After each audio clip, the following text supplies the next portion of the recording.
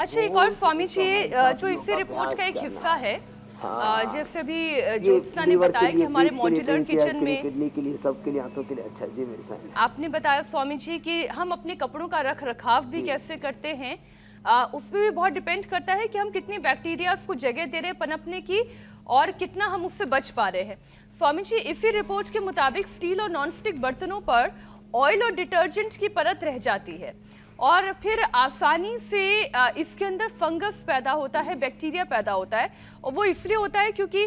हड़बड़ी में बर्तन जो है धोए बिना सूखे फटाफट उसे किचन कैबिनेट्स में रख दिया गया। अब ना उस पर धूप पड़ रही है, ना उसका पानी सूख रहा है,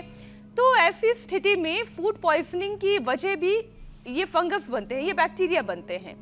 स्किन इन्फेक्शन और एलर्जीज की परेशानी भी हो जाती है। वैसे 100 बात की एक बात तो ये है कि हम कैसे अपने किचन में काम कर रहे हैं, ये तो इम्पोर्टेंट है, लेकिन हम अपने शरीर को कितना मजबूत बना रहे हैं ये उससे भी ज़्यादा इम्पोर्टेंट है कि skin infection, acidity, hormonal imbalance और लिवर प्रॉब्लम ना हो, क्योंकि ये जो बायोप्लास्टिक केमिकल्स की वजह से फूड पॉइजनिंग हो रही है, उनकी वजह से सारी परेशानियां हो रही इसका सबका कारण है जहाँ नमी होगी, जहाँ चिकनाई होगी, जहाँ कोई मिठास होगी, जहाँ को कार्बोहाइड्रेट, कोई भी किसी भी प्रकार का भोजन मिलेगा तो ये बैक्टीरिया का भोजन है। जितने भी बैक्टीरिया, वायरस, फंगस पनपते हैं,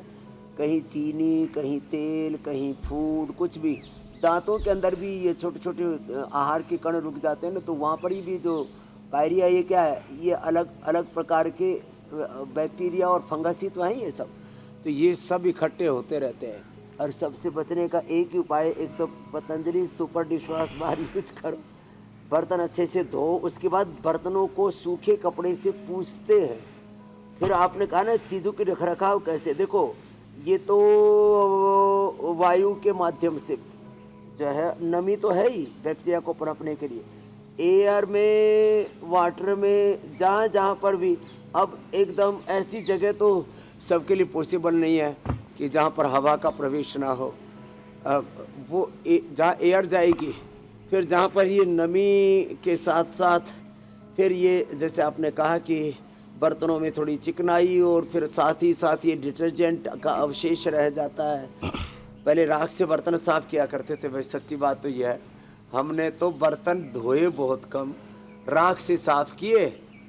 आपको पता होगा बहन, और फिर सूखे कपड़े से पूछ लिए, वो सबसे बढ़िया तरीका था। लेकिन राख तो घरों में तब वो जब चूल्हा हो, चूल्हा जो है वो मिट्टी वाला और वो लकड़ी वाला, वो तो सब बंद ही हो गया। धुआं तो देखो अलग विषय है ये, लेकिन प्राकृतिक रूप से एक नैसर्गिक व्यवस्था के आश्रय हम रहा करते थे और उसमें ये सब चीज़ें ठीक थी। लेकिन अब ये मॉडर्न लाइफस्टाइल में